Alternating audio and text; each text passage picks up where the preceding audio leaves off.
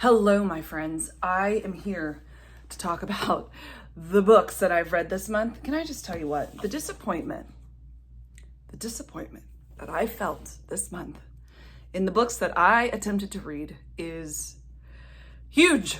It's absolutely huge. But before we get into the things that I considered failures in my mind, I thought, let's go through the books that did make it. And there's very few. I mean, it's 1, 2, 3, 4, 5, 6, 7. There were 8 books that I attempted to read this month. Some of them I got to the middle of. Some of them I only got to the 3rd chapter. Okay, 3 of them made it. 3 of them I finished. But you know what? I would say that these 3 were quite delightful. So let's talk about the first one. This is Stuart Turton. He's the national best-selling author of The 7.5 Deaths of Evelyn Hardcastle. This one's called The Last Murder at the End of the World, mind-bending and genre-blending. Okay, so you're going to solve the murder to save what's left of the world. These people, something happens. They all get on this island. They're living on this island, okay? And it's kind of like there's this thing that can sort of read their minds, and they can communicate with it. And you're not sure, is it good or is it bad? But the whole time you're just wondering.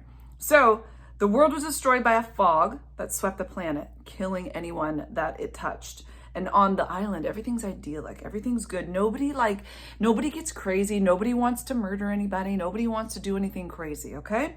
The villagers, they're content to fish and farm and feast. And then there are 3 scientists that are living with them. All of a sudden, one of the scientists is found dead. But here's the thing. This murder has triggered a lowering of the defenses against the fog that could come and get them. And they have to figure out who killed who. Because all of their memories of the night have been erased. All right, so I would say very good. I was in it. The chapters are fast. Some of them literally are just like a page long.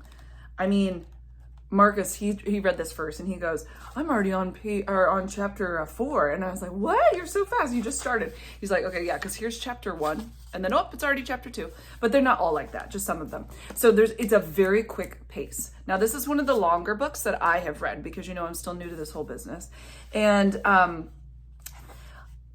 thought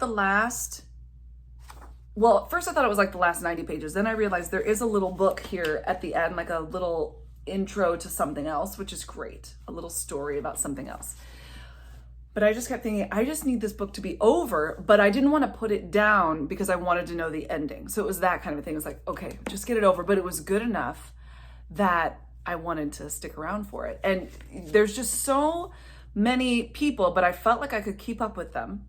And there were so many, your mind was just like, who did what and how are you figuring this out? And okay. And I thought it was great. I wish it was just maybe 30 pages, 40 pages, maybe even 50 pages shorter. But yet I had to go to the very end. Okay? The very end. So, The Last Murder at the End of the World. If you like sort of a whodunit with a little After Earth sci-fi kind of feel, this might be your friend. And yeah, I'd say go for it. I'll put all of this, by the way, in the description box. That way, you know what's what. Okay, I have seen this book many, many times. I got it at the Target, and it was on the Good Morning America book club. I don't know when, but it was, so that's great.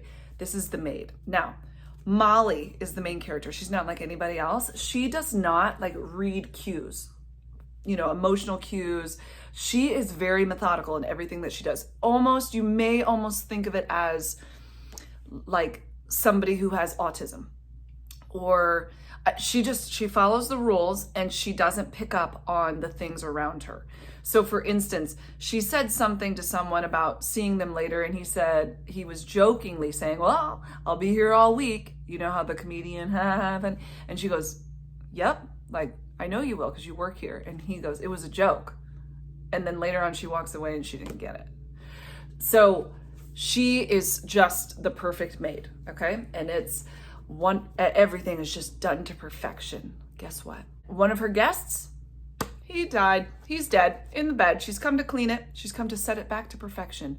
And he's not alive. And so they call down and, they got to get everything ready and I've got to figure out what's going on. This guy was like a big deal. And she's just, because of the way that she acts, it makes it seem like she did it. Do you know what I mean? Like it makes it seem like it was a murder and that she did it. And so now we've got to figure out how to prove that she didn't do it and then figure out like what really did happen. And it was a page turner. I kept wanting to read it. I was very interested. Quick read. Maybe it took me 3 days, which for me is very quick. I don't know. Some of you, my sister can read like in a day. It's shock and awe.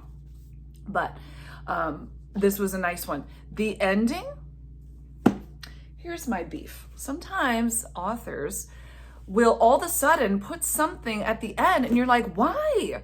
Why did you do that? It was so abrupt and so just not, it didn't go. I wasn't following you there. And so I would say the ending was, and a little bit of a downer. But other than that, I really, really enjoyed it. The Maid. This is by Nita Prose. The next one, now this is kind of different. This one was so cute. I have been watching on YouTube Simple Happy Zen. And I can't remember how to say her name. She's this Dutch woman. And she just happened to mention that she read this book. And I thought, okay, I just want to check it out. So it's different than what you would normally do. If you are an animal lover, I think you would really love it. This is, anyone who's ever unashamedly loved an animal will read this book with gratitude for its understanding of the emotion that ennobles us as human beings, whether we value it or not. It's just a really unique book. This little cat and this man become friends. And the cat like gives his point of view of things and the human talks to him and they go through and they connect with other friends and people throughout their life and you kind of learn the story of the man and it's just sweet. A lot of people said that they cried at the end and that's actually why I got it. She said, I just cried. I didn't cry, but I did think it was absolutely adorable and so sweet. What's interesting about this book as well is that it was originally written in Japanese and it was translated to English. And let me tell you what, phenomenal translation. I think I mentioned this at some point, but whatever they did, phenomenal. Everything was beautiful. And sometimes I get nervous when I do translations. Not that I've done a lot, but I have had to read some translations of things in the past. And it's just a little wonky sometimes. Not this one. You felt like it had been written in your native language all along. So it's by Hiro Arikawa. Arikawa? I loved it. It was so sweet. It was just a very gentle, sweet, kind of, thought-provoking book. Very sweet. I'm in the middle of listening to The Women. Many of you suggested that I listen to The Women by Kristen Hanna. And I was really apprehensive because I thought it was going to be another World War II book, and I had read several of them. The Midwife of Auschwitz, another one that I can't remember the name, and I think there was another one. And I was like, you know what? I need a break for like a long time because I just couldn't do any more of that time period. But The Women is Vietnam, and it's the women that were going over to serve in Vietnam. So I've enjoyed it so far. I'm listening to it on Audible, actually. So when I go for my runs, when I go for a walk, I was driving in the car today and I was listening to it and it's really good. I likey McLikerson. So those are the ones that are one and up, and those are, what? That doesn't even make sense. I know. But anyway, next up. Do you see this? This, no, not happy. Not happy, but you might love these. So that's okay if you do. Discuss among yourselves, But I'm going to tell you, I'm going to try to be honest, but also kind and careful. And I think then you can make your own decision. You know what I'm saying? And then I have a whole host of books here sitting here, but also some that I found at Barnes & Noble. Marcus and I were walking around the other day, and I made sure to really read well all the parts. And I'm like, okay, I hope I know what I'm getting into. First of all, let's start off with Love Theoretically. Okay, this one, obviously, love. Love's going to be talked about here. So the person that I heard about this from was Elise Meyer. You might know her. and she's all over the place. She's really funny, but now she's started her YouTube. She's had it for a while, and she was just talking about this book, and I thought, okay, cool. She said it kind of is like somebody on the spectrum. She felt like the main character, the girl. And then she meets this guy, and he like gets her, you know, and he's just so beautiful. And then at the middle of the book, the spice level goes from nothing to 1,000,000. And it was so, I don't do spice. I can handle a little bit, a little mild. No, that was so graphic and so, and and it just ruined it for the rest, because I thought, well, is there more coming on this book? I can't be doing that. And so that really disappointed me, because I invested so much, and I was really enjoying it, and then it was like, bam, and it punched me in the stomach and knocked me out, and I just, doggone, why'd you have to do it? So if you are into spicy books, maybe this is for you. I did think it was great. And they're scientists, and there's lots of smarty McSmarterson going on in there. They're just she's an adjunct professor, and he's doing teaching stuff as a professor, and there's jobs going on, and just, I don't know. And he really like gets her, and it's beautiful, because she needs that in her life, you know, but so I didn't finish it. Unacceptable. Okay. Good Fortune. I was so excited about this book. I really thought, oh yeah, this is gonna be great. Okay, so the original Pride and Prejudice fans, like, you love Pride and Prejudice, you love the movie, the book, whatever, you are gonna delight in the nuanced characters and the frantic social climbing and stealth feminism. Listen to me, I don't know if this was originally written in a different language or not. I could not keep up. I was like, what? The names and the circumstance and the things that were said, I literally felt like I was reading another language. I could not, I don't know if my brain had, something happened during this. Have any of you read that? Is there something wrong with me? I think there might be. I couldn't even follow it. I was like, it made no sense, folks. It made no sense. And yet it came so highly regarded. So many things were like, oh, it's just, they've been waiting for this all their life. No, I was waiting to put it down. I really got to, I think, the 3rd chapter, and I said, I have absolutely no idea what's going on. And it's not because I didn't care or didn't want to know. Okay, I was at Barnes the last time, and I saw this book. And so then I ordered it on Amazon because it's a lot cheaper. And it says winner of the Pulitzer Prize. They were saying, I recommend it with my whole heart. And Anne Patchett, isn't she the one that wrote the book that I'm currently reading, Tom Lake, which I think is great. National bestseller. Okay, so I'll be really honest. It's there is some homosexual references to this. The main character, he has this relationship. Okay, so in some ways I can see past that, as long as we like keep moving on, and that's fine. But I just felt like it never. He's supposed to be traveling the world and just, you know, going to all these literary events around the world. And I thought we were going around the world. And you know, I got to like the 3rd or 4th chapter, and I said, we haven't gone anywhere yet. We haven't gone anywhere. It was supposed to take me to Mexico, Italy, Germany, Morocco, India, and Japan. Because he didn't want to deal with some things that were going on in his life, because his partner that he had before was getting married or something along the lines. And then, I don't know, it just got weird. And I did get my money back on that one, by the way. They didn't make me return it, though. It was an Amazon thing, and it said, do you want to do it without returning it? We'll give you a gift card. I'm like, well, yeah, we're stuff on Amazon all the time. Okay, people we meet on vacation. Okay, they meet in college, and they used to go on vacations. Okay, and then something happened a couple years ago. She like works at this thing, at this magazine. Yeah, is it a magazine? And she writes about travel, or maybe it's a blog, something along the lines. Okay, she writes about travel. That's her job. So she gets to travel and do all this stuff. And she used to take her friend with her. And they were just friends. They'd met in college, and they weren't interested in each other. They were very different people.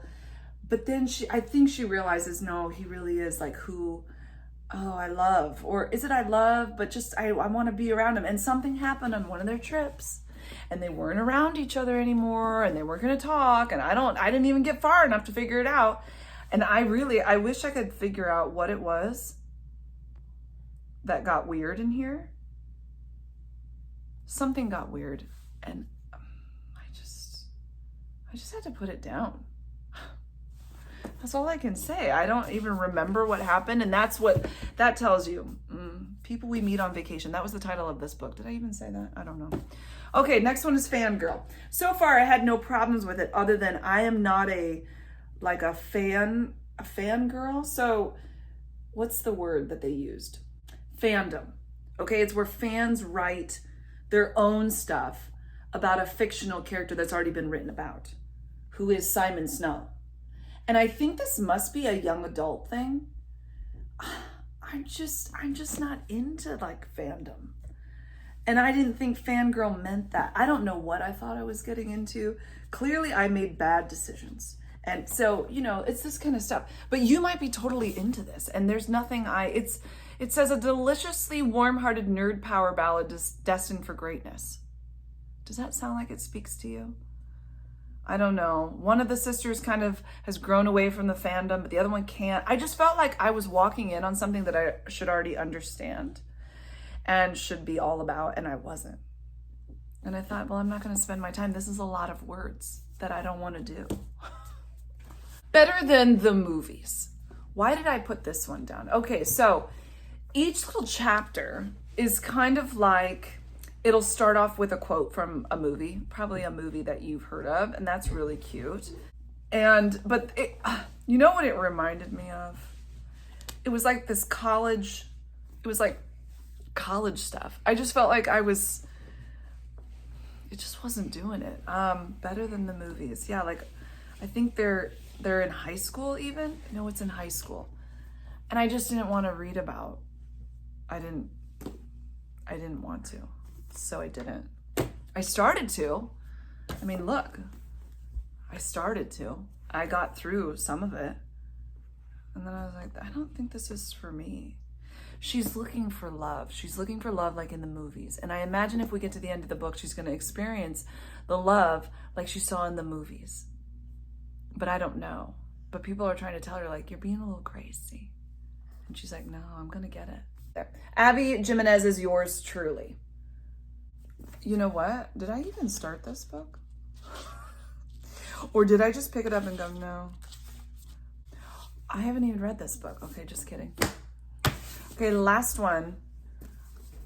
How did that one get there? Okay, whatever. Last one is The 7 Husbands of Evelyn Hugo. Okay.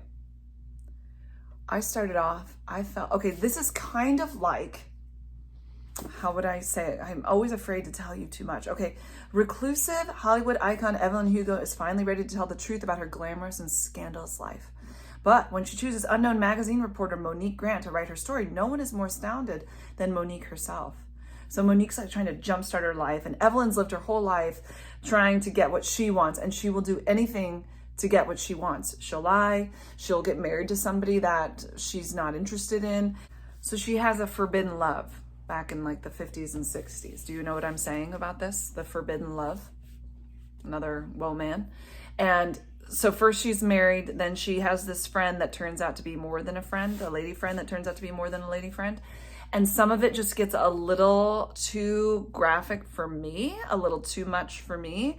And it wasn't really letting up. I was trying to move on to the next husband. And the way it's written, even though this is fiction, it was very much like her life. And it did suck me in. I will say I wanted to know. But as things get a little more, with the friend, I was like, it's just not my flavor. That's not my flavor. I'm not interested. So I put it down. But I thought the writing was excellent. It made me want to keep reading. I definitely felt like I was reading about a real person. I don't think it's a real person, but I don't think it's a real person. Okay, so I've got 1, 2, 3, 4, 5, 6, 7, 8, 9 books sitting over here. I'm finishing up the women. I'll tell you all about it when it's over. I have like 4 or 5 more books that I'm going to probably order. These I'm going to sell to the bookstore in town that resells, and then hopefully get some books there for much, much cheaper. I am disappointed that I spent money on all of these. I did get the money back on the one. I probably could get my money back on this one too. It's, no, I can't. So you live and you learn. I'm still in the learning process. This is like, you know, the training wheels are coming off and I'm getting it. And you know, last time my love of the books just did me well. I am learning what I like. You know what I really like are the mystery kind of whodunit sort of ones. But I got some books. Celia, you guys know Celia from Svalbard. We've talked about her.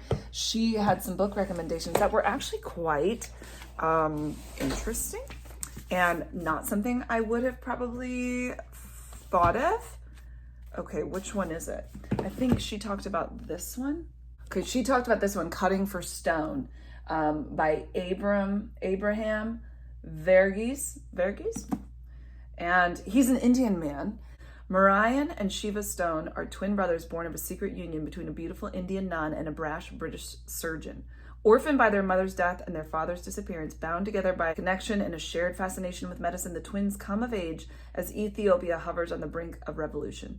An unforgettable story of love and betrayal, medicine and ordinary miracles, and 2 brothers whose fate are forever intertwined.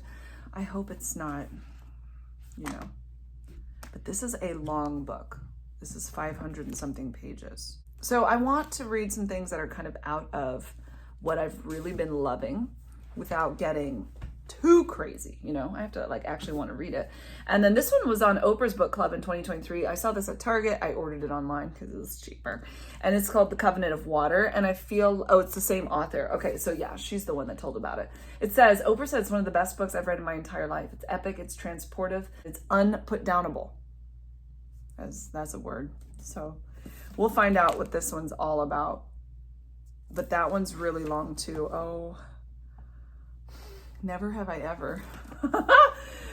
Well, really never have I ever with a lot of these. So one of these, I don't know. I might start with The Covenant of Water, but then the guest list with Lucy Foley. I've had this one for a while, and it's a Reese's Book Club one too, but it's about somebody died. We got to figure out who done did it. And then also, well, do you want to just see all of them? Okay. Real Tigers. I think Marcus might have picked that out, and I'm not sure. It's a best crime novel of the year type of thing, which I like that. Okay, yours truly. We'll see. I found this one. We were looking for something else. Oh, it was in a bunch of boxes downstairs. We were going through some things with my in-laws, and there was a box of books, and this was in it, Go Set a Watchman, and it's from the author of To Kill a Mockingbird. So I'm interested in that one. I don't know if we'll get to it in August, but we'll see. The Cliffs is another one. This is a Reese's Book Club as well, and it's just supposed to be quite lovely. A novel of family secrets, ghosts, and homecoming set on the seaside cliffs of Maine by the New York Times bestselling author of Friends and Strangers. So there's a secluded bluff overlooking the ocean, and there's this house, and then stuff happens. And I hope it's not scary. This one, Marcus's aunt loaned this to me because I was asking for books like a while ago. And then finally I was like, yeah, I'm never going to read these, sorry. And I gave them back to her. And then she explained to me The Gentleman in Moscow, and it sounded just so intriguing. It's in Manhattan, and it's like an elegantly drawn era with the story of Count Alexander Rostov. When in 1922, the 30-year-old count is deemed an unrepentant aristocrat, and he's sentenced to house arrest in this grand hotel. And he's got to live in an attic room while some of the most tumultuous decades in Russian history are unfolding outside the hotel doors. And then he meets people, all sorts of people. Then a young girl, and he's got to protect her. And I don't know what it all means, but I just thought, now that sounds very intriguing. I like it. The Space Between Us. That one's something. This is also from India, I believe. It says, a great book. I love it. It is so precious to have a book about a woman one rarely even sees in society, whether Indian or American. It's set in modern day India. It's a story of two compelling and achingly real women. There's an upper class woman, there's the housewife, and she's in an abusive marriage, and they've got to just figure it out. The House Across the Lake, Real Tigers, I don't know. Oh no, we talked about that. So, and then some other ones. So I've got some big stuff to get through. I don't know, maybe I want to do The Gentleman in Moscow first. I thought The Covenant of Water, but that's okay. So what are you reading? What is working on you? What are you working on right now? I've been like just so fast to read.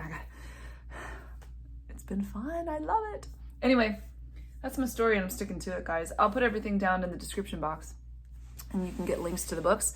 And maybe I should put the former books, like my favy faves, because you know my favy faves. We've already talked about it a million times. Behind Her Eyes, The Good Part, so good. 108, what was it? Is it 800 Grapes? I haven't told you about that one because that was a while ago that I read, but I'll put them down there. You can check them out. And yeah. So go read, set forth, my friend, and enjoy. Bye, guys.